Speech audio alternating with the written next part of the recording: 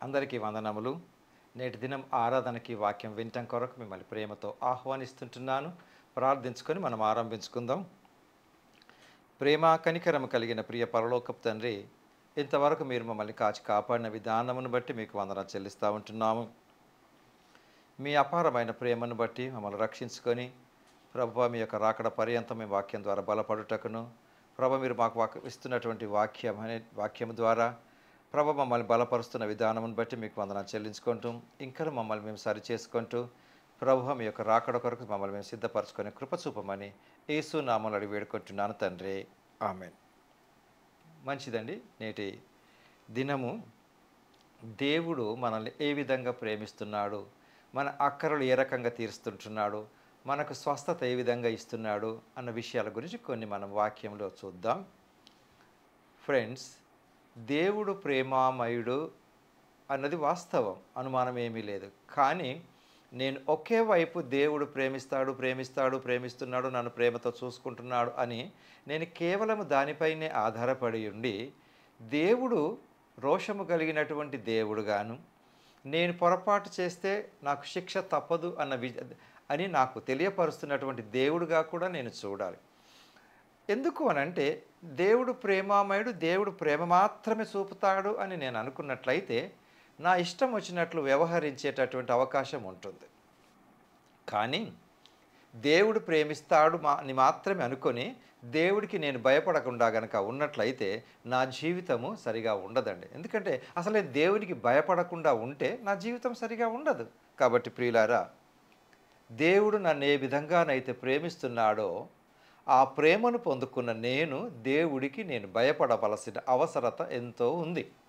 కాబట్టి దేవుడు నా ప్రతి అక్కరలు తీరుస్తాడు. ఎందుకు? నన్ను ప్రేమిస్తున్నాడు కాబట్టి. ఉదాహరణకి ఫిలిప్పీలకు రాసిన పత్రిక 4వ అధ్యాయం 19వ వచనంలో గనుక చూసినట్లయితే, ఫిలిప్పీలకు రాసిన పత్రిక 4వ అధ్యాయం 19వ వచనంలో ఏమని ఉంటుంది మనకి ఇక్కడ?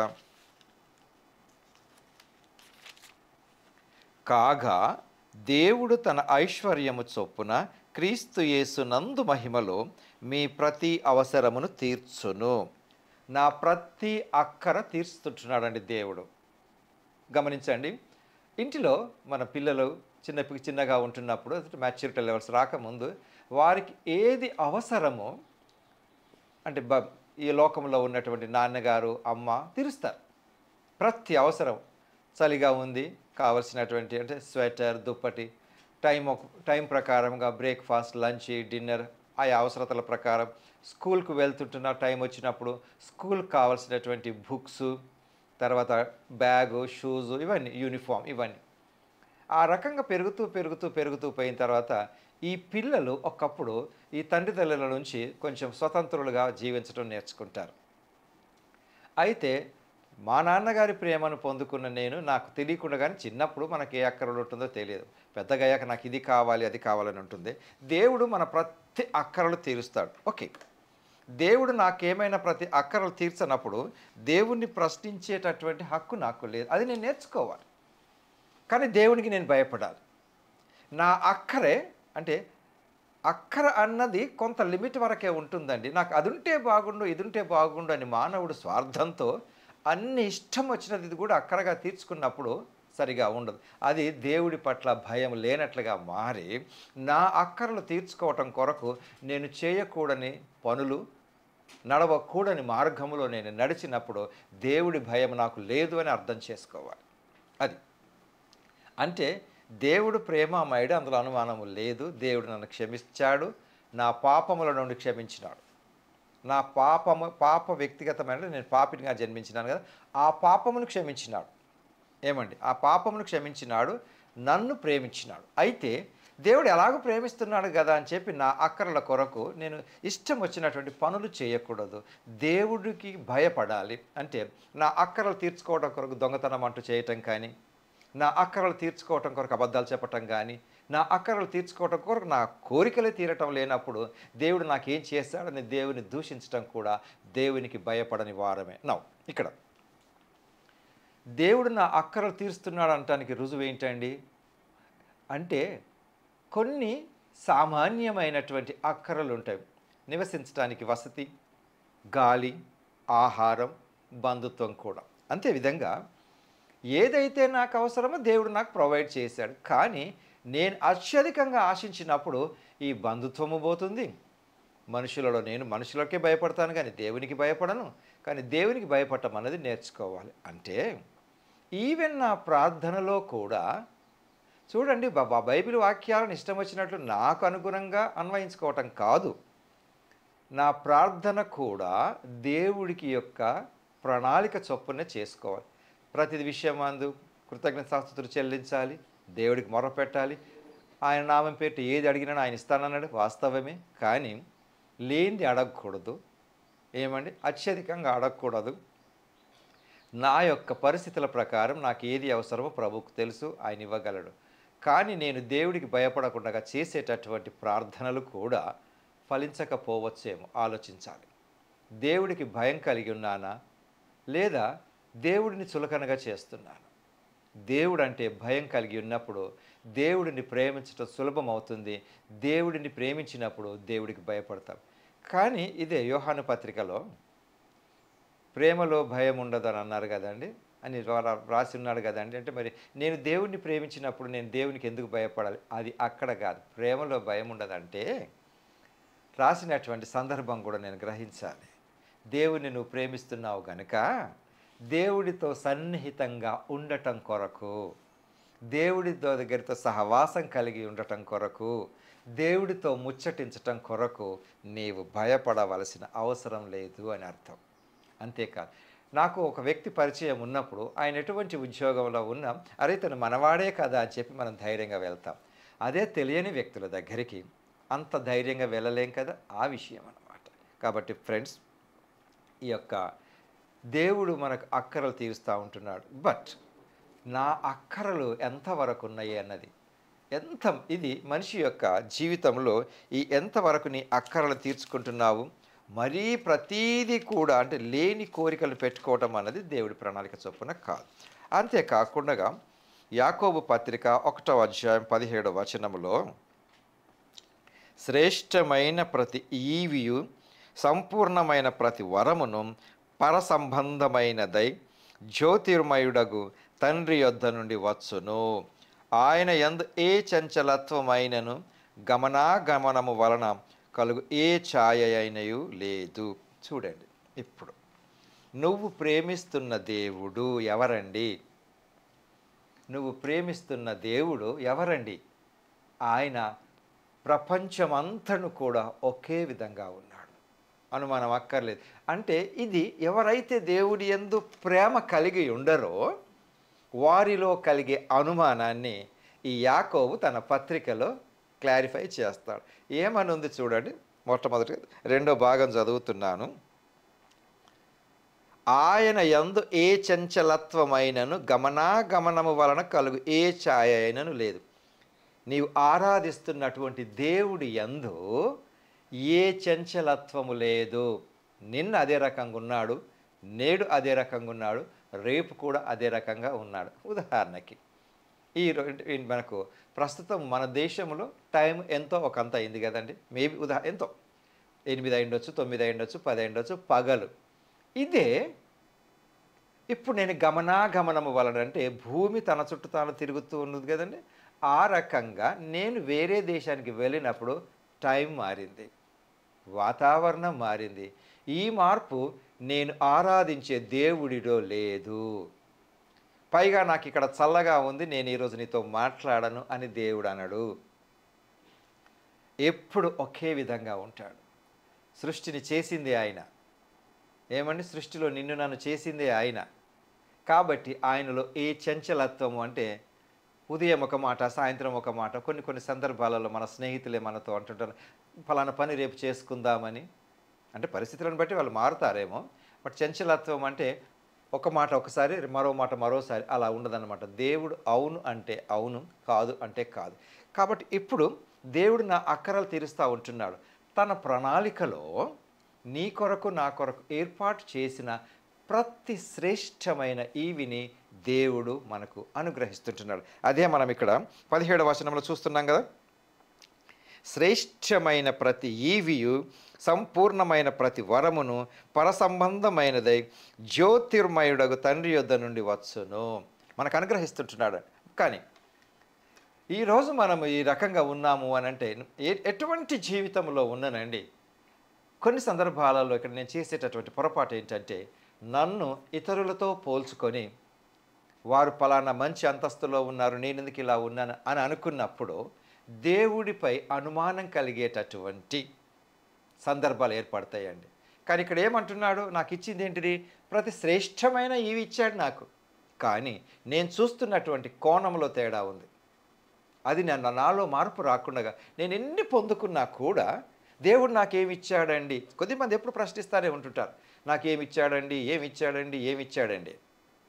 నో అండి, దేవుడు ప్రతి శ్రేష్టమైన ఈవిని నాకు అనుగ్రహించినాడు. దాన్ని నేను అనుభవించాలి, దాన్ని నేను పొందుకోవాలి. అంతేకాదు, నిన్న ఒక రకంగా, ఈరోజు ఒక రకంగా, రేపు ఒక రకంగా ఉండే దేవుణ్ణి కాదు ఆరాధిస్తున్నది.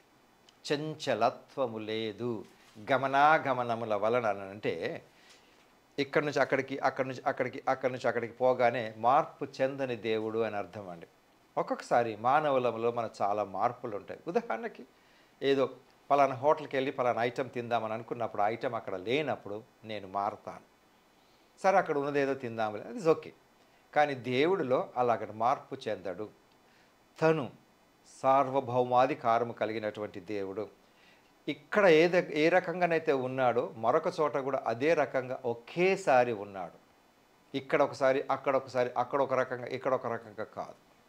కాబట్టి ఫ్రెండ్స్, నువ్వు ఆరాధించేటటువంటి దేవుడి యందు సంపూర్ణమైనటువంటి నమ్మకం కలిగి, ఆయన నిన్ను ప్రేమిస్తున్నాడు, నీవు ఆయనను ప్రేమిస్తున్నావు. ఆయన నన్ను ప్రేమిస్తున్నాడు అనటానికి నాకు ప్రతి అక్కరలు తీరుస్తుంటున్నాడు. అగైన్ ఆ అక్కర ఏంటి? చిన్నవాడిగా పిల్లలుగా ఉన్నప్పుడు పాలతో పేరెంట్స్ వారికి తృప్తి పెడతారు, ఆహారం ఇస్తారు. ఎదుగుతున్న కొలది ఆయా వయసుల ప్రకారం మేబీ చిన్నగా ద్రవాలు, తర్వాత కొంచెం అన్నం, ఆ రకంగా పెరుగుతూ పోతుంటుంది కదండి. అలాగని చెప్పి నా పుట్టిన కొడుకు వెంటనే పెద్దవాడు కావాలని చెప్పి ఒకేసారి ఘన పదార్థాలు పెట్టం. ఆయా సమయముల మందు ఆయా అక్కరల ప్రకారం నీకేం కావాలో దేవుడిస్తాడు. అదే రకంగా చిన్న పిల్లలపైన కూడా మనం భారం పెట్టనట్టుగా దేవుడు కూడా నేను ఎంత భారం మోయగలను అంతే భారం నా మీద పెడతాడు. అంతేకాదండి, తండ్రి అయిన దేవుడి నుంచి మనకు వస్తున్నాయి అన్న విషయాన్ని మనం గుర్తుపెట్టుకోవాలి. తర్వాత నెక్స్ట్ ఈ లూకాసు వార్త 6వ అధ్యాయంలో 38వ వచనంలో దేవుడి గురించినటువంటి ప్రేమ గురించినటువంటి మాట మాట్లాడుతూ ఉంటుంటాడు. నేను కొన్ని పొందుకోవటానికి ఏం చేయాలి అన్న విషయంలో ఇప్పుడు 38వ వచనం 6:38, క్షమించుడి అప్పుడు మీరు క్షమించబడుదురు, ఇయ్యుడి అప్పుడు మీకు ఇయ్యబడును. దేవుడికి ఇచ్చే విషయంలో కూడా చూడండి, దేవుడికి ఇచ్చే విషయంలోనంటే మన మందిరాలలో, సంఘాలలో, సహవాసములలో కొన్ని కానుకల రూపకంగా దేవుడికి ఇస్తూ ఉంటున్నాం. అంటే దేవుడికి ఆడ డైరెక్ట్గా దేవుడికి అంటున్నవి కానీ మందిరం, చర్చ్, ఎనీ చర్చ్, నువ్వెక్కడైతే దేవుణ్ణి ఆరాధించడానికి వెళ్తున్నావో అక్కడ దేవుడు నిన్ను ప్రేమించి నీకు ఇచ్చినటువంటి ప్రతి ఈవులలో నుండి కొంత భాగము దేవుడికి కానుకగా నువ్వు తీసుకొని వస్తున్నావు. ఇది ఏంటది? 2 విషయాలు. ఒకటి, ఆధ్యాత్మికంగా నువ్వు క్షమించటం కనుక నేర్చుకున్నట్లయితే క్షమించుడి మీరు క్షమించబడతారు. అంటే ఏంటి? నా పట్ల ఒకరు తప్పిదము చేసినప్పుడు నేను అతన్ని క్షమించినట్లయితే దేవుడి ఎడల నేను చేసినటువంటి తప్పిదములను దేవుడు నన్ను క్షమిస్తాడు. ఎంత పోతుందో అంత నేను పొందుకుంటున్నాను. అసలు నేనేమి ఇవ్వటం లేదండి. ఒక నిండు గ్లాసులో నిండుగా నీరున్నది, దాంట్లో నేనేం పోసినా అది పోదు, లోపలికి అంత బయటికే పోతుంది. కాబట్టి క్షమించటం కూడా దేవుడిచ్చినటువంటి ఒక ఈవిగా భావించాలి. ఎన్నో పాపముల చేత, తప్పిదముల చేత దేవుడి యొక్క మార్గంలో నుంచి మార్గము తొలగిపోయినటువంటి వ్యక్తుల్ని దేవుడు క్షమించినాడు. నిజానికి చెప్పాలంటే క్షమింపబడటానికి మనకు యోగ్యత లేకున్నప్పటికీ దేవుడు తన ప్రేమను పట్టి క్షమించి నూతన పరిచి పరలోక రాజ్యం నిమిత్తం ఆయన మనల్ని ఏర్పాటు చేసుకున్నాడు. ఇది ఒక స్టెప్ అయిపోయింది. కానీ ఇప్పుడు క్షమించబడిన నేను నా జీవితమును దేవునికి భయపడుతూ వాక్యానుసారంగా జీవిస్తూ ఇతరులను క్షమిస్తూ దేవుడు నా పట్ల చేసినటువంటి పనిని ఇతరుల పట్ల కూడా చేయాలి. కానీ మానవుడిలో స్వార్థం పెరిగినప్పుడు దేవుడు నన్ను క్షమించినాడు కదా, నేను ఇతరులను ఎందుకు క్షమించుకోవాలి అని నేను గనక అనుకున్నట్లయితే నేను క్షమించబడను అని. ఎందుకంటే ప్రతిదినము కూడా తెలుసో తెలవకయో కొన్ని తప్పిదములు చేసే సందర్భాలు ఉండొచ్చు. క్షమించండి. కానీ నేను క్షమిస్తే నేను క్షమించబడతాను. ఎందుకంటే మానవుడిలో అపరాధ భావన, గిల్ట్ ఫీలింగ్ అన్నది ఒకటి బాగా చంపుతుందండి. అందరిలో అని కాదు, కొద్దిమందిలో ఈ యొక్క భావనలు, అయ్యో నేను తప్పు చేశాను, అయ్యో నేను తప్పు చేశాను, అయ్యో నేను తప్పు చేశాను అనుకుంటూ కూడా ఇతరులను క్షమించలేకపోయినా తన్ను తాను కూడా క్షమించుకోలేకపోవటం కూడా అగైన్ ఇక్కడ ఇది తప్పర్థం చేసుకోకండి. తన్ను తాను క్షమించుకోవటం అంటే దేవుని ఎడల నేను తప్పిదము చేశాను అంటే దేవుడి పోలికలో చేయబడిన నేను, అంటే దేవుడి పోలిక అంటే ఈ ఆకారం కాదండి, దేవుడి స్వభావములు కలిగిన నేను మానవుడినే. ఈ మానవుడు దేవుని పోలికలో చేయబడ్డప్పుడు దేవుడు చేసిన ఈ మానవుడిని నేను తప్పు పడుతున్నాను, నువ్వు తప్పు చేశావు, అసలు నువ్వు బ్రతికి వ్యర్థం కాబట్టి నువ్వు అంత పాపి అని నన్ను నేను దూషించుకున్నప్పుడు కూడా దేవుడు నాకు ఇచ్చిన కెపాసిటీని బట్టి నో, దేవుడు నేను క్షమిస్తున్నాడు కాబట్టి నన్ను నేను క్షమించుకోలేకపోయినప్పుడు దేవుడికి నేను దూరంగా వెళ్ళే అవకాశం ఉంటుంది. అది కోరుకోరు దేవుడు. తనతో దేవుడు ఉండాలని దేవుడు మనల్ని క్షమిస్తూ ఉంటున్నాడు కాబట్టి క్షమించటం నేర్చుకోవాలి. సరే, తను తాను క్షమించుకోవటం లేని వ్యక్తులే ఇంకా తప్పిదములు చేసేటటువంటి ఆస్కారం ఉంటుంది. లేదు, తర్వాత ఇతరులను క్షమించటం మూలంగా నీవుని క్షమించబడతావంటే కలుషితమైనటువంటి ఆ తలంపులు, కలుషితమైనటువంటి ఆ మనస్తత్వం లేనప్పుడు ఒక వ్యక్తి ఆనందంగాను సమాధానంగాను ఉండగలడు. అది దేవుడు కోరుకుంటాడు. అది తర్వాత రెండవది, దేవునికి నేను భయపడుతున్నాను అనటానికి రుజువేంటి? దేవుడు నాకు అప్పచెప్పినటువంటి పనిని చేయగలగాలి. ఏంటి ఆ పని అంటే ఇక్కడ ఇవ్వండి మీకు ఇవ్వబడుతుంది అన్నాడు. కానీ ఏమి ఇవ్వాలి? నేను దేవుడు నాకు ఇచ్చినట్టు దానిలో సంతోషంగా ఆనందంగా దేవుని యొక్క ఆలయంలో సంఘములో కానుకల రూపంలో నేను చెల్లించాలి. కానీ అగైన్ ఈ వాక్యాన్ని తప్పర్థం చేసుకోవద్దు. ఇవ్వండి మీకు ఇవ్వబడుతుంది అంటే నేను పొందుకోవాలని దేవుడికి ఇవ్వకూడదు. దేవుడు నాకు ఇచ్చినాడు కాబట్టి ఇవ్వాలి, అంతే కదా, అయిపోయింది దానిపైన. దీన్ని మళ్ళీ నేను తిరిగి మాట ఎత్తకూడదు. దేవా నీకు అంత ఇచ్చాను కదా, నేను మందిరంలో అంత వేసినాను కదా, నేను నీకు అంత ఇచ్చినాను కాబట్టి నాకు ఇంత రావాలి, అది కాదు. నువ్వు ఇవ్వాల్సింది నువ్వు దేవుడికి ఇచ్చావు, నీ పైన అయిపోయింది. దేవుడు ఏదో రూపకంగా నీకు ఇస్తాడు, ఎప్పుడో ఇస్తాడు, నువ్వు ఇవ్వగానే రావాలని లేదు. కొన్ని సందర్భాలలో కొన్ని వృక్షాలు త్వరగా మొలుస్తవి, కొన్ని ఆలస్యంగా వస్తాయి, కొన్ని పంట ఫలాలు ఆలస్యంగా ఇస్తాయి, కొన్ని త్వరగా ఇస్తుండొచ్చు. కానీ నేను ఆలోచించుకోవాలి ఏంటి అని. ఓకే, ఇచ్చే విషయంలోనూ ఇంకేమంటున్నాడండి, ఎలా ఇవ్వాలి అంటున్నాడు. ఈయుడి మీకు ఇవ్వబడిన అణచి కుదించి దిగజారునట్లు నిండు కొలతను మనుష్యులు మీ ఒడిలో కొలుతురు. మీరు ఏ కొలతతో కొలుతురో ఆ కొలతతోనే మీకు మరలా కొలవబడినని చెప్పాను. ఏమండి, సరే కొన్ని రోజుల క్రితము, సరే ఇప్పటికి కూడా ఉండొచ్చు, గ్రామంలో కానీ ఒక వీధిలో కానీ పక్కింటి వాళ్ళు మన దగ్గర ఏదో అడుక్కునేవారు, పంచదార నూనె ఏదో పప్పు అని. నేను ఈ చిన్న గ్లాస్తో ఇచ్చినప్పుడు సరే 100 ml ఆయిల్ ఇచ్చినాను అనుకో, నాకు ఎంత వస్తుంది? 100 ml వస్తుంది. నాకు 200 ml ఎక్స్పెక్ట్ చేయడానికి లేదు కదా, అది ఎలా అవుతుంది? కాబట్టి నేను ఏ కొలతను కొలుస్తానో అదే కొలత నాకు వస్తుందండి. ఆలోచించండి, నేను ఎవరికో కొంత సహాయం చేసినాను, చిన్న సహాయం, అదే సహాయం నాకు రావాలని కూడా లేదు, ఇది సహాయం. కానీ ఇచ్చే విషయంలో దేవుడికి నువ్వెంత ఇస్తున్నావు అది ఆలోచించుకోవాలి. ఫ్రెండ్స్, దేవుడు నిన్ను ఆశీర్వదించినాడు, కానీ ఆశీర్వాదాన్ని నువ్వు ఎలా నిలుపుకుంటున్నావు అన్నది కూడా మాటే, కాబట్టి అది ఆలోచించాలి. తర్వాత కొరింథీ పత్రిక, 2వ కొరింథీ పత్రిక 9వ అధ్యాయం 8వ వచనంలో ఇంకొక మాట చూద్దామండి. 2వ కొరింథీ పత్రిక 9వ అధ్యాయం 8వ వచనం.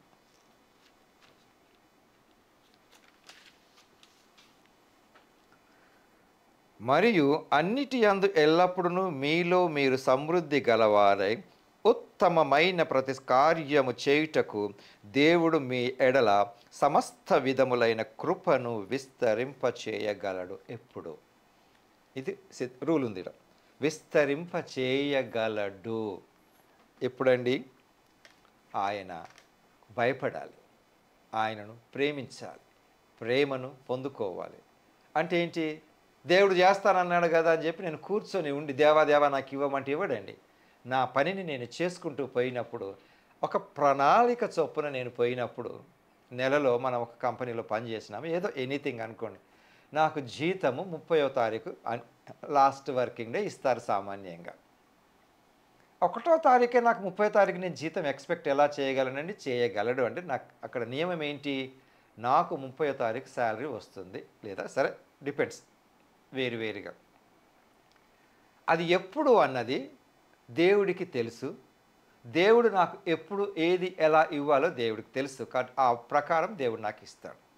ఫ్రెండ్స్, ఇక్కడ గమనించినట్లయితే దేవుడు తప్పకుండా ప్రతి సత్కార్యమును చేయుటకు దేవుడు మీ ఎడల సమస్త విధములైన కృపను, అంటే కృప నీకు అర్హత లేకపోయినా కూడా నీకు ఇస్తున్నాడు.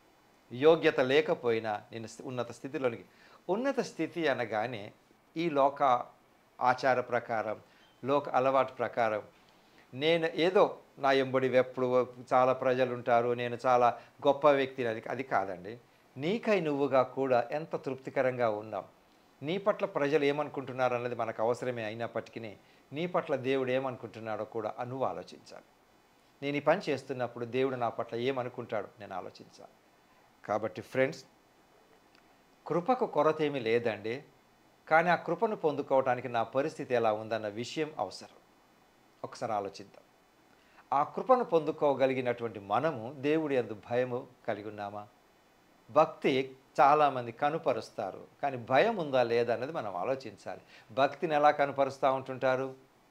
భక్తి ఉన్నట్టు చెంపలు కొట్టుకోవటం, ఆడ కూర్చోవటం, ప్రార్థన చేయటం, ఇవన్నీ వాస్తవమైనప్పటికీ వీటన్నిటిలో నాకు భయముతో కూడినటువంటిది. భయం అనకంటే గడగడ వనకటం అది అని కాదండి. అసలు నా అంతరంగం నన్ను గద్దిస్తుంది, నువ్వు తప్పు చేస్తున్నావని ఆ భయం నాకు ఉండాలి. అప్పుడు తప్పకుండా దేవుడి యొక్క శాంతి, సమాధానం, నెమ్మది నేను పొందుకోగలను. యోహాను సువార్త 1వ అధ్యాయం 16వ వచనంలో,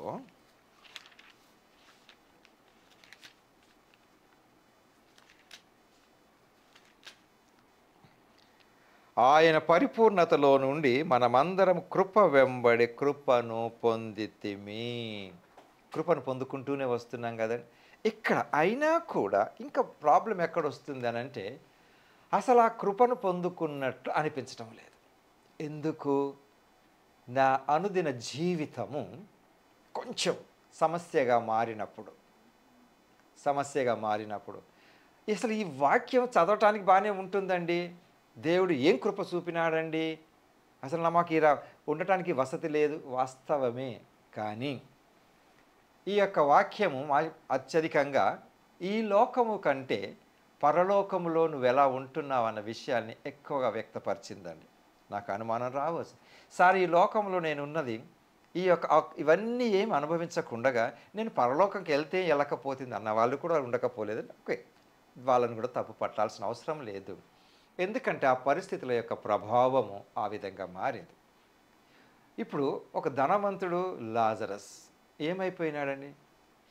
ధనవంతుడు తర్వాత ధనవంతుడు చనిపోయినాడు, ఆ యొక్క పేషెంట్ చనిపోయినాడు. ఈ పేషెంట్ ఎక్కడున్నాడు, ధనవంతుడు ఎక్కడున్నాడు? ఒకసారి ఆలోచించండి కదా. ఈ లోకం కొరలోనే మనం ఎక్కువగా ఫిక్స్ అయిపోయి అసలు పరలోకం లేదన్నట్లుగా ఉండటం గురించి కాదు, వాక్యం మనకు చెప్తా ఉంటుంది, బోధిస్తూ ఉంటుంది. కాబట్టి ప్రియులారా, దేవుడికి భయపడేటటువంటి వ్యక్తులకు తప్పకుండా దేవుడి ప్రేమ ఎప్పుడో ఒక రకంగా మనకు చూపుతానే ఉంటుంది. అయితే ఇంకా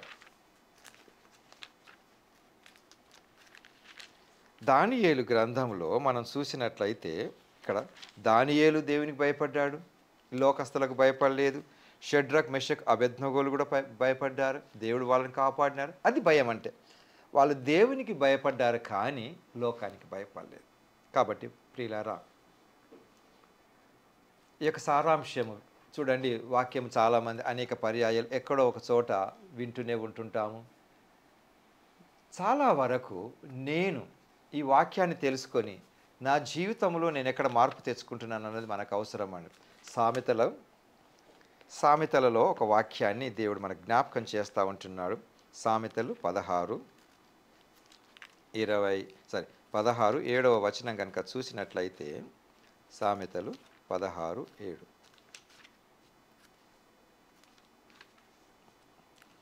ఒకని ప్రవర్తన యెహోవాకు ప్రీతికరమగునప్పుడు ఆయన వాని శత్రువులను సహా వానికి మిత్రులుగా చేయును. చూడండి, ఒకని ప్రవర్తన యెహోవాకు ప్రీతికరమగునప్పుడు, ఇది నాలో భయం ఉంది అని చెప్పినప్పుడు, ఏదొక దేవుని ఎడల నా ప్రవర్తన నీతిగా దేవుడికి అనిపించినప్పుడు తప్పకుండా ఎలా ఉంటుందో, దేవునికి భయపడితే ప్రవర్తన నీతి కలిగి ఉంటారు. మీకు ఒక చిన్న స్టోరీ చెప్తాను, వినే ఉంటారు. నేను కూడా విన్న స్టోరీ, నాకు పూర్తిగా తెలీదు, బట్ విన్నటువంటి ఒక సేవకుడు అందించినటువంటి ఒక వర్తమానంలో చిన్న ఎగ్జాంపుల్ చెప్పాడు దీనికి. ఇక్కడ ఇండియాలో కాదు, ఒక హోటల్లో అమెరికాలో ఒక ఆయన రెగ్యులర్గా 16 సంవత్సరాల నుంచి అదే హోటల్కి వెళ్ళేవాడట, ఒకే బెంచ్ మీద కూర్చునేవాడట. అయితే ఆయన చాలా ప్రవర్తన చాలా రూఢిగా ఉండేదట. రూఢిగా అంటే కొంచెం కఠినంగా ఉండేదట. ఎవరు కూడా ఆయనకు సహాయం అంటే ఆయనకు సర్వ్ చేయడానికి ఇష్టపడే వాళ్ళు కాదట. కానీ అదే హోటల్లో పనిచేసి ఒక్క ఆవిడ మాత్రం, ఇక సరే అందరూ చేసినా చేయకపోయినా హోటల్లో నేను పనిచేస్తున్నప్పుడు నాకు తప్పదు కదా, రెగ్యులర్గా 16 years నుంచి వెళ్ళేవాడట అండి. చాలా ఓపికగా, చాలా ప్రేమతో ఇతన్ని పలకరించేదట. ఎలా ఉన్నారు సార్ అని. తన ప్రవర్తన ఏ రకంగా ఎలా ఉన్నప్పటికీ కూడా తన అవసరత కొరకు ఏమి అడిగినా కూడా ఆమె సర్వ్ చేసేదట. 16 సంవత్సరాలు ఏ ఒక్క రోజు టిప్ ఇచ్చేవాడు కాదట. సరే, మిగతా వాళ్ళు కూడా ఈమెను తిట్టేవాళ్ళు, అసలు వాడు ఒక టిప్పు కూడా ఇవ్వడు, ఎందుకు ఆయనకు సర్వ్ చేస్తావా, అసలు మనం మానేద్దాం, రావద్దని చెప్దామని. అయినా కూడా ఆవిడందట, పర్వాలేదు, నేను చేసే పని నేను చేస్తున్నాను, ఆయన నుంచి నేనేం ఆశించడం లేదు కదా అని చెప్పి అలా 16 సంవత్సరాలు రెగ్యులర్గా విడవని రోజు లేదు, ఈమె సర్వ్ చేయని రోజు లేదు. తర్వాత ఒకరోజు ఆయన రాలేదట. ఏంటబ్బా రెగ్యులర్గా వచ్చే వ్యక్తి రాలేదు అని అనుకున్నప్పుడు మిగతా వాళ్ళంతా హోటల్లో అందరూ సంతోషించినట్టు, అమ్మాయి ఇన్ని రోజులకు అతను రాకుండా పోయినాడు, మంచిదే అయింది అని చెప్పి. కానీ ఎవరైతే సర్వ్ చేస్తున్నారో ఆమెలో కొంచెం వేదన కలిగింది, ఎందుకు రాలేదబ్బా అని. ఒకరోజు అయిపోయింది, రెండవ రోజు అయిపోయింది, మూడవ రోజు అయిపోయింది, అతను ఏమీ రాలేదు. సర్లే ఏమైపోయిందో ఏమో అని అనుకున్నది. తర్వాత 5వ రోజు ఒక అడ్వకేట్ గారు వచ్చారట. వచ్చి పలానా వ్యక్తి ఎవరని కనుక్కున్నారట. నేనే అని చెప్పిందట. అమ్మ, పలానా వ్యక్తి ఒక ఆయన ఉండేవాడు, ఆయన చనిపోయినారు, ఆయన ఒంటరి వాడే, తన ప్రాపర్టీ అంతా కూడా నీకే రాసిచ్చిపోయినాడమ్మా అని. చూడండి, స్టోరీ అనుకోవచ్చు కానీ బట్ నాకు తెలిసినంతవరకు ఇది యథార్థ కాదే, కానీ ప్రూఫ్స్ నేను చేయలేను. కాబట్టి ఆయన నీ ప్రాపర్టీ అంటే హోటల్లో పనిచేసేటటువంటి ఒక ఆవిడ, తక్కువ అంచనా వేయకండి, నీతి ప్రవర్తన కలిగినటువంటి ఆవిడకు దేవుని యందు నీతి ప్రవర్తన కలిగి ఎంత కఠినంగా కోపంగా మాట్లాడిన వ్యక్తిని సైతం దేవునికి భయపడి పరిచర్య చేసింది. ఆమె ఎటువంటి లబ్ధి పొందుకున్నదండి? కొన్ని మిలియన్లటండి. అసలు ఆ మాటను విన్నప్పుడు ఆమె అంటే నమ్మలేదు. ఎందుకంటే అంతగా ఎవరు రాయరు కదా అని. అసలు నాకేనా ఇది, ఎందుకు మీరు కరెక్ట్ చెప్పండి సార్ అదంటే, అవునమ్మ ఇది మీకని డాక్యుమెంట్స్ అన్నీ ఆమెకు హ్యాండ్ ఓవర్ చేసి ఆ ఇంటిని ఆ ప్రాపర్టీని అంతా ఆమెకి ఇచ్చేసినాడు. చూడండి, అందరి విషయాలలో అన్నీ ఇలా జరుగుతాయని కాదు, కానీ నువ్వు నీతి ప్రవర్తన కలిగి ఉన్నది, ఈ లోకంలో నువ్వు ఏ రకంగా ఉంటావో దేవుడికి నీతి ప్రవర్తన కలిగి ఉండాలి. చూసినారా అండి? అప్పుడు మిగతా వాళ్ళంతా తెలుసుకున్నారట, నిజంగా నీ యొక్క ఈ నీతి ప్రవర్తన, అతను కోప్పడ్డాడని నువ్వెప్పుడు కోప్పడలేదు, దేవునికి మహిమకరంగా సాక్షికరంగా నీవు ఉన్నందుకు నీ నీతి ప్రవర్తన నీకు ఫలితం ఇచ్చింది అని. ఫ్రెండ్స్, దేవుడికి భయపడడం నేర్చుకుందాం. దేవుడు లేడని మనం ఎప్పుడు అనుకోకూడదు. ప్రతి చోట దేవుడు ఉన్నాడు. దేవుడు ఆత్మస్వరూపి. చేసేటటువంటి తప్పులు కాకుండా దేవుడిని ప్రేమిస్తూ, దేవుడికి భయపడుతూ, ఆ ప్రేమను ఇతరులకు కనపరుస్తూ, ఒకరినొకరు క్షమించుకుంటూ, దేవుడి యొక్క భయములో ఎదిగే కృప దేవుడు మనకు అనుగ్రహించును గాక. ఆమేన్. ప్రార్థించుకుందాం. ప్రేమ కనికరము కలిగిన ప్రియ పరలోకపు తండ్రి, ఇంతవరకు మీరు మాతో మాట్లాడిన విధానం బట్టి మీకు వందనాలు చెల్లిస్తూ, నిజంగా మీ యందు భయం కలిగి మీ ప్రేమను పొందుకుంటూ, ఈ ప్రేమను అనేకులకు కనుపరుస్తూ వాక్యానుసారమైన జీవితం జీవించే కృప దయచేయమని యేసు నామములో వేడుకుంటున్నాను తండ్రి. ఆమేన్. మంచిదండి. తిరిగి కలుసుకొని పర్యంతం ప్రభు కృప మనకు తోడైండును గాక. ఆమేన్.